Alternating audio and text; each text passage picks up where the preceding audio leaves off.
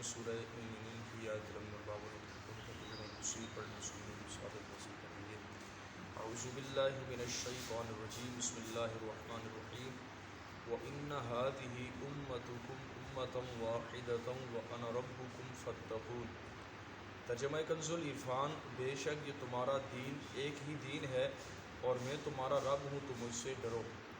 آیت کریمہ کا معنی و خلاصہ یہ ہے کہ لوگوں، تم جس دین پر ہو، یعنی دین اسلام، یہ ایک ہی دین ہے۔ اسی دین پر تمام انبیاء کرام علیہ السلام اور ان پر ایمان لانے والے تھے۔ مراد یہ کہ اصولی عقائد میں کسی کا اختلاف نہیں رہا، یعنی اللہ تبارک و تعالیٰ کی وحدانیت میں تمام کے تمام کا ایک ہی عقیدہ تھا۔ اس اعتبار سے سب متفق ہیں، البتہ ان کی شریعتوں میں فروعی احکام اور عبادت کے طریقہ کار میں جو اختلاف ہے، اس سے دین میں اختلاف نہیں کہا جاتا۔ فَتَقَطَّعُوا أَمْرَهُمْ بَيْنَهُمْ زُبُرًا كُلُّ حِزْبٍ بِمَا لَدَيْهِمْ فَرِحُونَ۔ تو ان کی امتوں نے اپنے دین کو آپس میں ٹکڑے ٹکڑے کر لیا، ہر گروہ اس پر خوش ہے جو اس کے پاس ہے۔ یعنی اللہ کا دین ایک ہی ہے، البتہ انبیاء کرام کی امتوں نے اپنے دین کو آپس میں ٹکڑے ٹکڑے کر لیا، اور یہودی، عیسائی، مجوسی وغیرہ آپس میں فرقے میں تبدیل ہو گئے۔ معنی یہ ہے کہ ہر قوم نے ایک کتاب کو مضبوطی سے تھام لیا، صرف اسی پر ایمان لائے اور دیگر کتابوں کا انکار کر دیا، اور ہر گروہ وہ اس بات پر خوش ہے جو اس کے پاس اور اپنے آپ ہی کو حق جانتا ہے۔ اسی طرح امتیں یوں بھی ٹکڑوں میں بٹیں کہ فرقوں میں بٹ گئیں اور اپنے دین کو اپنی اپنی تشریعات بنا لیا، جیسے یہودی، عیسائی وغیرہ جو تھے، یہ 20 فرقوں کے اندر یہ لوگ بٹ گئے۔ دین کی یہ تفریق بھی حرام ہے۔ اس حوالے سے 2 حدیث پاک بھی سماعت فرمائیں۔ حضرت معاذ بن سفیان فرماتے ہیں، نبی پاک علیہ السلام ہمارے درمیان کھڑے ہوئے اور فرمایا، خبردار ہو جاؤ، تم میں سے پہلے اہل کتاب 72 فرقوں میں بٹ گئے تھے، عنقریب یہ امت 73 فرقوں میں بٹ جائے گی۔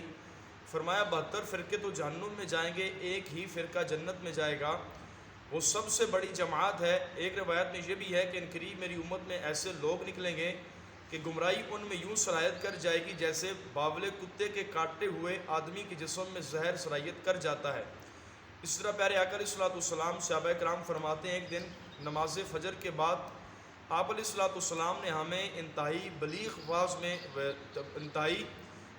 واعظ فرمایا، جس سے ہر آنکھ رونے لگ گئی اور سب کے دل لرز گئے۔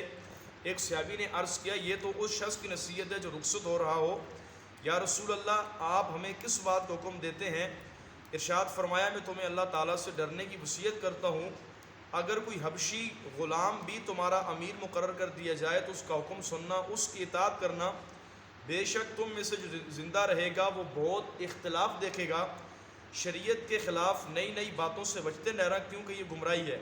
فرمایا تم میں سے جو شخص یہ زمانہ پائے، یعنی ایسا زمانہ کہ جس کے اندر نئے نئے فتنے، ہر روز کوئی نہ کوئی فرقہ نیا نکل آئے، فرمایا جب ایسا زمانہ پائے، میری اور میرے ہدایت یافتہ صحابہ کرام یعنی خلفائے راشدین کا طریقہ اختیار کرنا، تو تم مضبوطی سے دین اسلام کو پکڑ لینا، ورنہ تم گمراہ ہو جاؤ گے۔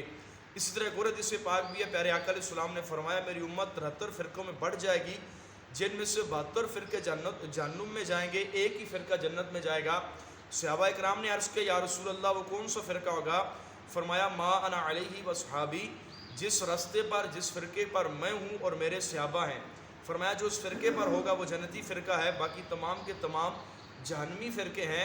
الحمدللہ اہل سنت و فرقہ ناجیہ وہ عظیم ترین جماعت ہے کہ جو نبی پاک علیہ السلام اور آپ علیہ السلام کے صحابہ کرام کے نقش قدم پر ہی ہے، کیونکہ اہل سنت کے علاوہ جتنے بھی فرقے ہیں، کسی کی عمر 50 سال ہے، کسی کی 100 سال ہے، کسی کی 200 سال ہے، اس سے پہلے ان جماعتوں ان فرقوں کا کوئی بھی نام و نشان نہیں تھا۔ اہل سنت فرقہ ناجیہ ایسی پیاری بہترین جماعت ہے کہ جو صحابہ کرام علیہم رضوان کے دور ہی سے چلی آ رہی ہے اور قیامت تک جاری و ساری رہے گی۔ اللہ تبارک و تعالی ہم سب کو مسلک حق اہل سنت پر استقامت نصیب فرمائے، آمین بجاہ النبی الکریم صلی اللہ تعالی علیہ وسلم۔